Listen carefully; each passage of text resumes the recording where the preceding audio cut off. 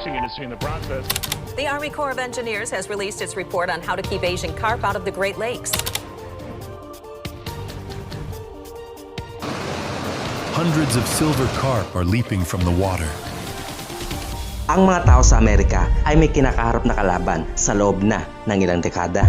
Hindi ito mga ka-rival na bansa, kundi mga madudulas at mabibilis na uri ng isda. Walang iba kundi ang mga Asian carp o karpa dito sa ating bansa. Sa loob ng mahabang panahon na kinokontrol ng Amerika ang mga isdang ito, tila ba hindi sila nagtatagumpay. Naubusin o kahit na kontrolin man lang ang dami o populasyon ng mga isdang ito na kung ituring nila sa bansa nila ay mga peste. Tinuturing nila ang mga ito na daga sa tubig. At alam naman natin na ang daga ay simbolo ng salot. Not to let these fish get in your waters because once you do, they're out of control and you're stuck with them. Mga Asian carp na binibili at ninenegosyo dito sa Asia, pati na sa Pilipinas, ay mga nilalang lamang na kinakainisan at pinandidirian ng mga tao sa Amerika. Paano nga ba nakarating ang mga Asian carp na ito sa bansa nila na kung tutuusin ay dapat sa Asia lang makikita? Ano ang mga ginagawa ng gobyerno at ng mga tao sa Amerika para labanan ang invasive species na ito na dumami o kumalat sa kanilang mga anyong tubig gaya ng Mississippi River? At maaari nga kayang umabot ang mga Asian carp sa mga Great Lakes ng Amerika? Yan ang mga bagay na aalamin natin sa episode natin ngayon ng Anli Kaalaman. Simulan natin sa Great Lakes ng Amerika. Ang Great Lakes ng Amerika ay binubuo ng 5 malalaking lawa na magkakakonekta sa bansang Amerika. Ito ay ang Superior, Michigan, Erie, Huron at Ontario Lake. Ang 5 ito ang pinakamalaking grupo ng freshwater lakes sa buong mundo at 20% ng surface area ng tubig tabang sa ating mundo ang sakop ng 5 lawang ito. Ito ang nagbibigay ng inuming tubig sa milyong-milyong katao ng Amerika at pati na sa ilang bahagi ng Canada. Isang vital na resource ng ekonomiya at ng ecosystem. Pero ngayon, ang mga lawang ito ay nanganganib sa potensyal na pagkalat ng mga Asian carp. Isang malaking banta ang mga Asian carp sa 5 lawa na ito dahilan kung bakit aktibo ang gobyerno ng US na pigilan ang mga isda na makarating sa pintuan ng Great Lakes. Bakit naman kaya banta ang mga Asian carp sa Great Lakes ng Amerika? Well, ang anyong tubig na ito ay may napakalaking biodiversity ng mga hayop at halaman at alam naman natin ang nangyayari tuwing merong makakapasok na invasive species sa mga ecosystem. Malaki ang chance na ma-wipe out ang maraming uri ng hayop na native sa Great Lakes ng Amerika.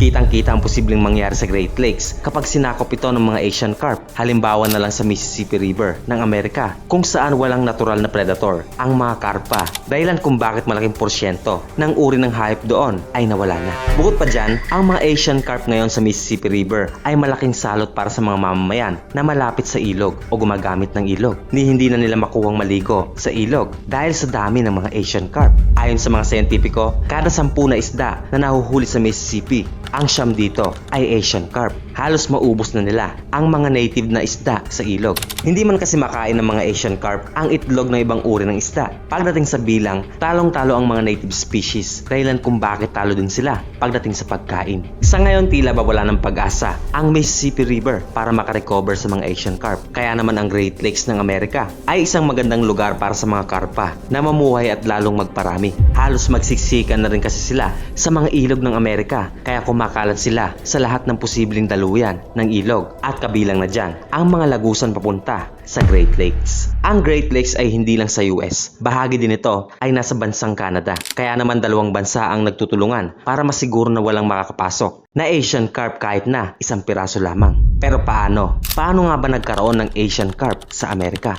Pues lumalabas na sila din ang nagdala ng mga isdang ito. Mga taong 1970, dinala ang Asian carp sa US galing China para linisin ang mga fish pond sa bansa nila. Ang Asian carp ay kumakain ng mga algae o lumot na malaking problema noon ng mga negosyante sa Amerika. At dahil hindi naman mahigpit ang pagdala ng ibang uri ng hayop noon mula sa ibang bansa, eto na nga at ginamit nila ang Asian carp. Di kinalaunan, nakatakas ang mga isda sa fish pond at namuhay ng wild sa Lower Mississippi. Pangunahing mga dahilan nito ay ang mga malalaking pagbaha sa bansa nila noong 1990 pataas. Dinala ng baha ang mga isda papunta sa ilog at huli na ang lahat. Hindi nagtagal, ang mga Asian carp ay naging dominant na hayop sa lahat ng ilog at tributaries na pinaninirahan nila. Ang mga Asian carp ay super hyper, mag-reproduce. Ang isang babaeng karpa ay kayang umitlog ng nasa 100,000 hanggang 5 milyong piraso sa loob lamang yan ng isang taon. Merong 9 na uri sa family tree ng mga karpa. 5 sa mga uri na ito ay nakarating sa United States. Una, ang common carp. Isa itong omnivore, meaning kumakain ng laman at halaman. Nakarating sila taong 1800 pa sa Amerika at hindi na ito nakaalis magmula noon. Sunod ang grass carp, isang uri ng karpa na malakas kumain ng vegetation. Meron ding black carp na nakatira sa mga ilog ng US at ito ang pinakakakaunti sa 5 uri ng Asian carp. Pero ang 2 uri ng karpa na susunod ay ang pinakamalaking problema sa Amerika ngayon. Walang iba kundi ang silver carp at ang big head carp. Ang 2 karpang ito ay mga filter feeders. Ibig sabihin, ang mga kinakain nila ay mga microalgae at phytoplanktons na sagana sa ilog ng Mississippi. Kaya nilang kumain ng hanggang 20% sa body mass nila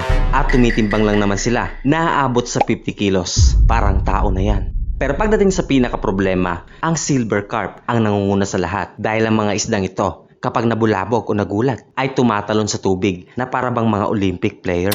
Yan ang itsura nila kapag tumatalon sila sa tubig at hindi mo gugustuhin na tamaan ka ng kahit na isa sa mga ito. Ang mga isdang ito ay hindi lang delikado, kundi sila din ay mga highly adaptable. Kaya naman mahirap silang ubusin sa isang anyong tubig. Gaya nga ng sabi natin kanina, ang mga isdang ito ay sobrang bilis din magparami. Kumuha ng sample ang mga scientist ng mga baby na isda gamit ang net na panghuli at ang mga sumabit sa net ay ito. Ang capsule na maraming laman ay baby Asian carp. Nasa 3,000 ang bilang nila. Sa kabilang banda naman, ang kakaunti ay mga native na isda sa Amerika at naglalaman lamang ito ng nasa 100 piraso. Ang laki ng diferensya. Ang mga karpa ay maaabot lang ng 10 taon ng buhay. Kaya naman kapag tinuos natin, ang bawat isang karpa ay kayang umitlog ng nasa milyon sa loob ng isang lifespan nito. Kapag hindi sila nagpaparami, kumakain lang sila. Inuubos ang maraming bilang ng plankton araw-araw. Ang ecosystem ng isang ilog ay binubuo ng mga isda, ibang uri ng hayop, at syempre mga plankton. Umaasa ang bawat nilalang sa isa't isa para sa balanse na pamumuhay. Pero nang dumating ang mga Asian carp, lamang na lamang sila pagdating sa pagkain ng mga mid-size na mga plankton. Walang laban ang native na isda ng Mississippi. Ang mga Asian carp na nananakop ng mga lugar kung saan may mga pagkain. Kaya naman lumalangoy sila panorte, papunta sa lagusan, patungo sa Great Lakes ng Amerika. Ano nga ba ang ginagawa ng gobyerno at iba pang ahensya ng Amerika para pigilan ng mga Asian carp sa pagpasok sa Great Lakes? Ang main na pwedeng pasukan ng mga isdang ito patungo sa Great Lakes ay walang iba kundi ang Chicago Canal System. Ito ang naging dugtungan ng Great Lakes patungo sa Mississippi. Ginawa ang kanal na ito matagal na. Wala pa ang mga Asian carp. Ginagamit para sa mas murang transportasyon ng mga gamit at bagay sa iba't ibang bahagi ng state. Kumbaga para sa ekonomiya. Sa ngayon merong isang kakaibang proposal o proyekto ang balak na gawin sa Chicago Canal para sarahan ang mga Asian carp at hindi sila makapasok sa sinasabing Great Lakes. Tinatawag itong hydrologic separation. Ang planong ito ay naglalayo na tabunan ang dugtungan ng kanal papunta sa Great Lakes. Ibig sabihin, walang tubig sa Mississippi ang papasok sa kabilang bahagi. Para naman makatawid ang mga barko na dadaan sa kabila, galing sa kabilang bahagi, kakailanganin pa itong buhatin ng makina para makatawid sa nasabing dugtungan. Ang problema, malaking abala ito sa malaking negosyo na ginagawa at nangyayari sa Chicago Canal System. Marami kasing tinatransport sa kanal na ito. Tone-toneladang coal o uling, iba't ibang uri ng metal, grains, petroleum, at marami pang iba. Nangangamba ang mga negosyante na magiging sagabal lang ito sa malaki nilang negosyo at posibleng marami ang mawawalan ng trabaho. Bukod pa dyan, maaari pa rin makatawid ang mga Asian carp sa pamamagitan ng pagsabit sa mga barko o container o kaya ay madala ng mga ibon. Posible rin iyon. Bukod pa ang risk ng baha na magpapawalang bisa sa nasabing harang na proyekto. Malaki ang papel ng kanal na ito sa ekonomiya. Matipid na gasolina lang ang ginagamit nila para dalhin ang tone-toneladang mga produkto sa iba't ibang bahagi ng state. Kapag kailangan pang buhatin isa-isa ang mga container nila para makatawid sa kabilang bahagi ng kanal, mas babagal na magsasanhi ng delay sa mga transaksyon at delivery. Subalit sa kabila ng lahat, walang duda na ang kanal na ito ng Chicago ay ang pinakamalaking entrance ng mga Asian carp papunta sa Great Lakes.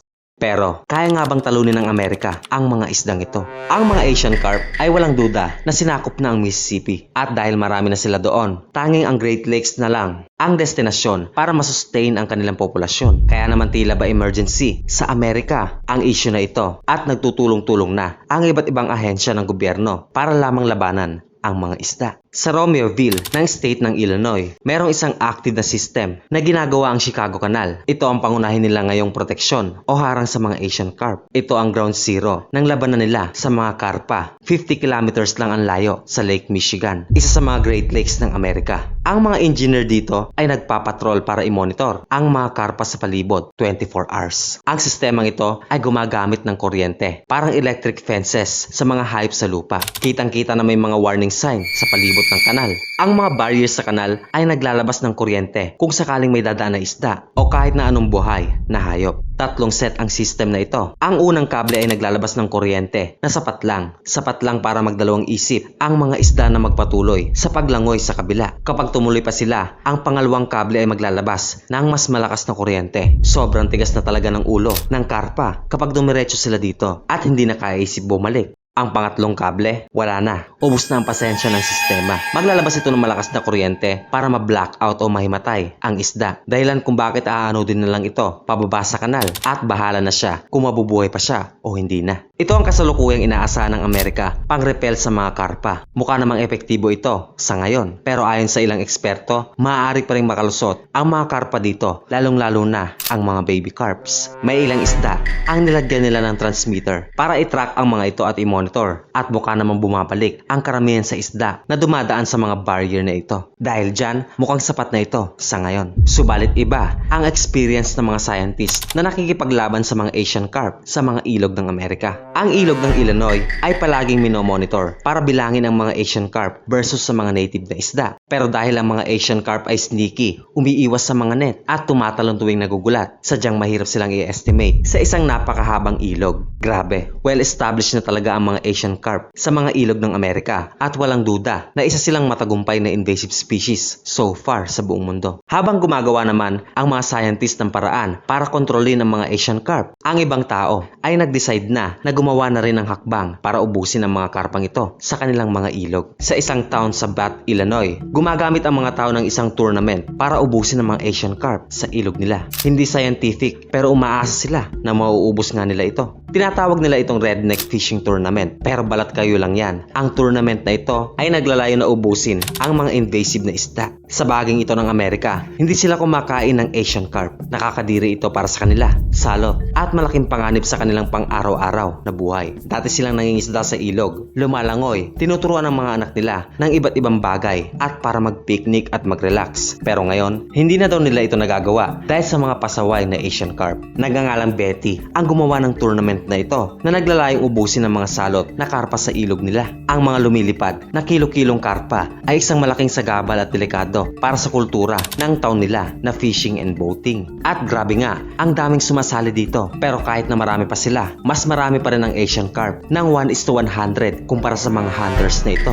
Pero mauubos nga ba ang mga hype na ito gamit lang ang pa-tournament ni Betty? Well, duda ako dyan, lalo na't hindi sapat yan kung ikukumpara sa reproductive rate ng mga isdang ito. Mauuna pang mapagod ang mga hunters na ito bago pa maubos ang mga karpa sa ilog. Sa kabilang banda naman, gumagawa ang mga eksperto ng isang idea na maaaring tumapos sa mga karpang ito. Balak nilang gumamit ng lason para puksain ang lahat ng isda sa ilog ng Amerika. Pero syempre, hindi naman pwedeng basta-basta maglagay na lang ng lason sa tubig lalo na't madadamay ang ibang hayop, kaya naman gumagawa sila ng mga custom-made na gamot na tanging karpa lamang ang maaapektuhan. Sa ngayon, ongoing pa ang pag-aaral dito. Balak nilang gumamit ng bakterya o virus na ilalagay sa gamot pero masyadong risky ang parang ito. Hindi natin masasabi kung wala nga bang madadamay na ibang hayop sa proseso, lalong-lalo na kung hindi ba talaga ito makakasama para sa mga tao. Bukod pa dyan, may isa pang tanong ang wala pa rin kasagutan. Sabihin na nating matagumpay na nagawa ng lason na patayin ang mga karpa sa mga ilog. Anong gagawin sa mga bangkay ng mga isdang ito? Ito ay tunay-tunaladang waste o dumi sa ecosystem at kapaligiran. Di maglalaon, maaaring masalin sa ibang hayop ang bakterya o virus nila sa pamamagitan ng pagkain sa mga nabubulok na bangkay ng karpa. Kaya naman kung mataas ang environmental risk sa paraang ito, ano pa nga ba ang pwedeng gawin ng mga tao laban sa mga karpa? Meron bang lugar sa Amerika kung saan kinakain ng mga Asian carp? Sa United States, ang populasyon ng mga karpa ay hindi na madidenay. Nasabi natin kanina, pinandidirian ng mga Americans ang Asian carp dahil una, malangsa ito. Pangalawa, hindi sila sanay sa lasa. At pangatlo, medyo may pagka-R sila. Asian carp, tunog pa lang nakakadiri na para sa kanila. Pero sa mga bayan, kung saan ang kahirapan ay talamak, tama, may mahirap din na town o bayan sa Amerika. Isang bayan na mahirap kumpara sa ibang town. Ang sagot sa problemang carp invasion ay nasa lamesa mismo. Ang lugar na ito ay isa sa mga pinakamahihirap na bayan sa Amerika. Tinatawag itong food desert sa bansa nila dahil kapos na kapos ang mga tao dito. Mahirap talaga ang source ng pagkain, lalong-lalo na ng protina. Nakakatawa naman siguro kung ang mahirap dito ay nagugutom sa kabila ng libreng high quality na protina na matatagpuan lamang sa kanilang mga ilog. Sa Fulton, Illinois naman, isang kumpanya ang nagnegosyo ng Asian carp sa Amerika. Magmula kasi ng ubusin ng mga karpa ang populasyon ng mga native na isda, ang kumpanyang Shoppers ay nakakita ng opportunity. Nag-e-export sila ng mga karpa sa iba't ibang bansa na bumibili nito. At nakagawa din sila ng trabaho para sa libu-libong mamamayan. Isang mahusay na diskarte kung tutuusin. No young person in America is going to eat fish with bones in it. They want a boneless fillet, white-meated fillet. In other parts of the world, people still eat fish with bones in it. Yan, galing na mismo yan sa kanila. Gusto nila ng fillet na, samantalang tayo natitinik pa sa bangus. Totoo naman yun. Bukod sa pag-export ng karpa, ang kumpanyang ito din ay gumagawa ng iba't ibang produkto gamit lamang ang mga Asian carp para ialok sa mga tao ng bayan at sa mahihirap na lugar. Gumagawa sila ng mga salami, hotdog, carp cakes at iba pa. Gumagawa din sila ng mga fish patties para mas ma-enjoy ng kabataan ng kanilang produkto. Para mapakain ang mga tao sa Amerika ng Asian carp, kailangan mo lang siguro ng matinding marketing para lamang makumbinsi sila. Yung iba, ayaw nilang maniwala na Asian carp ang kinakain nila, pero sarap na sarap naman sila. Nasa diskarte lang din siguro. Sa oras na makilala nila ang Asian carp bilang isang importanteng resources para sa mga mahihirap, imbis na ituring itong peste, marirealize nila na maraming tao sa bansa nila ang makakatawid sa gutom. Kumbaga ang isang sumpa pala ay maaaring maging isang grasya kung tatanggapin lang sana nila. Ang pinakamahusay na invasive species sa buong mundo ay walang duda ng mga tao. Sigurado yan. At kung nagsasalita lamang ang mga hayop, marami sa kanila ang may hinanakit sa ating lahi. Ngayon, ang abilidad ng mga Asian carp na maka-adapt at gawing kanila ang isang environment ay umani sa kanila ng pagiging peste. Pero hinahangaan din sila at nirerespeto ng ilan dahil sa husay nilang ito. Patunay na isa silang matagumpay na species na parang tayo, mga tao. Nasa tao na lang kung magagalit sila o pwede ring humanga dahil sa katangian ng mga karpa. Tandaan na ginagawa lang nila ang lahat para makasurvive, dumami at para sa sarili nilang hinaharap at pagpapatuloy ng kanilang lahi. Ang mga paraan at effort na kontrolin ng mga isdang ito ay magkakahalaga ng bilyong-bilyong dolyar. Walang duda kasi kung milyon lang yan, matagal nang nagawa ng Amerika yan. At dyan na nga nagtatapos ang ating episode. Maraming salamat sa panonood at magkita-kita ulit tayo sa mga susunod.